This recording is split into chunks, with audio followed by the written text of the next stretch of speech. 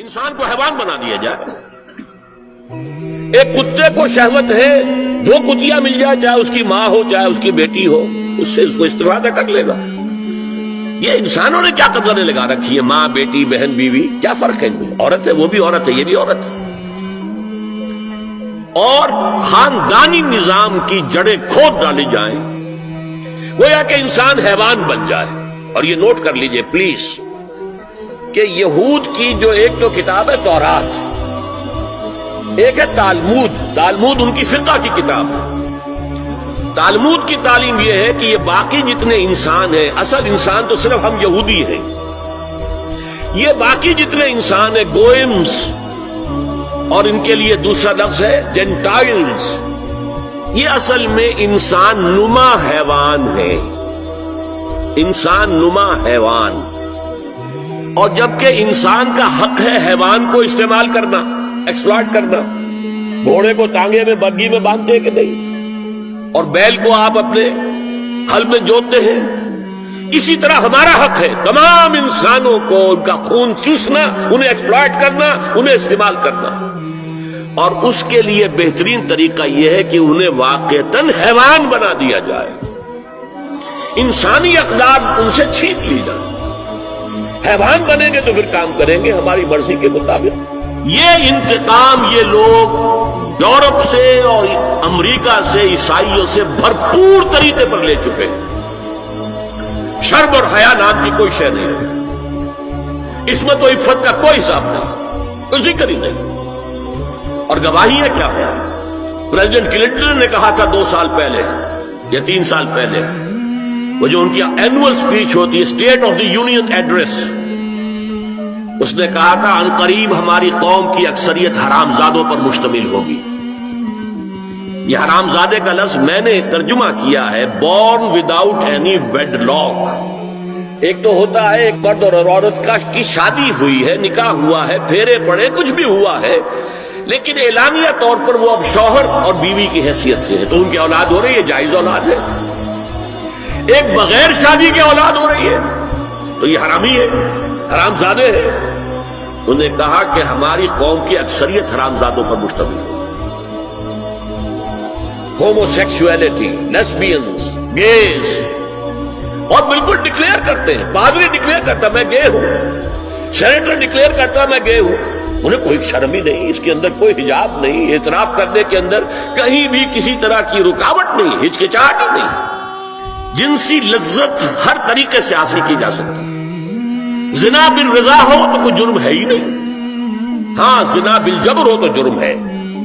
کہ یہ مغرب یہودیوں کی سازش کے تحت اور امریکہ کی عظیم قوت کو استعمال کرتے ہوئے، سول سپریم پاور آن ارتھ، آج یہ ہمارے گرد گھیرا تنگ کرتے چلے آ رہے ہیں کہ ہمارا معاشرتی نظام بھی تلپٹ ہو جائے، درہم برہم ہو جائے، ہماری اقدار بھی ختم ہو جائے، ہمارے ہاں بھی عورت اور مرد بالکل برابر ہونے کے مدعی ہو کر میدان میں آ جائیں، عورت مرد بن جائے، مرد عورت بن جائے، مردوں کی شادیاں ہو جائیں کہ ایک مرد شوہر اور ایک مرد بیوی اور رجسٹر ہو جائے شادی. لیسبینز کی شادیاں ہو جائیں کہ ایک عورت شوہر ایک عورت بیوی اور رجسٹر ہو جائے شادی. یہ سارا کام ناتل ارض ننقصھا من اطرافھا. اس کی مثال کیا ہے کہ پہلے اس پروگرام کے تحت 1994 میں کانفرنس ہوئی قاہرہ میں، عرب ورلڈ کا وہ مرکز ہے. دوسری 1 سال کے بعد کانفرنس کر دی بیجنگ میں، اور اس کے بعد بیجنگ +5 کانفرنس ہوئی ہے. نام اس کا کیا تھا کانفرنس کا؟ Women 2000، gender equality, development and peace for the 21st century. Preparatory document میں نمبر 1 ہومو سیکسولیٹی کو نارمل سیکسول اورینٹیشن قرار دیا جائے. کوئی جرم نہیں ہے. مرد مرد سے شہوت رانی کرے، عمل قوم لوط. ایک شخص جو ہے عورت سے اپنی خواہش پوری کرنا چاہتا ہے، ایک مرد سے کرنا چاہتا ہے، تمہیں کیا اعتراض ہے؟ نمبر 3 عورتیں گھر کا کام کاج کرنے سے انکار کر دیں یا اس پر ویج طلب کریں، مزدوری دو میں، محنت دو تب ہم کام کریں. یہ چولہا جھونکنا، یہ روٹی پکانا، برتن دھونا، یہ اس کے لیے ہمیں اجرت چاہیے، لیبر چاہیے۔ نمبر 4، عورت حمل اور وضع حمل کی جو تکلیف برداشت کرے اس پر بھی شوہر سے اجرت لے۔ نمبر 5، اگر کسی وقت کسی عورت کی طبیعت آمادہ نہ ہو ہم بستری کے لیے اور شوہر مجبور کرے تو اسے میریٹل ریپ قرار دیا جائے، یہ زنا بالجبر ہوگا جس کی سزا دی گئی، شوہر اور بیوی کا معاملہ ہے۔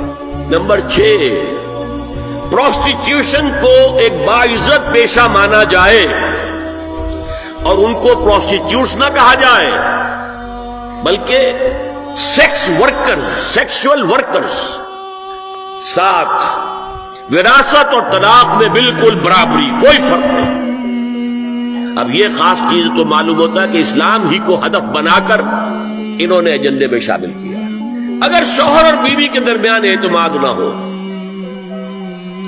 شوہر کو یہ یقین نہ ہو کہ میں جب باہر جاتا ہوں میری بیوی کیا کرتی ہے،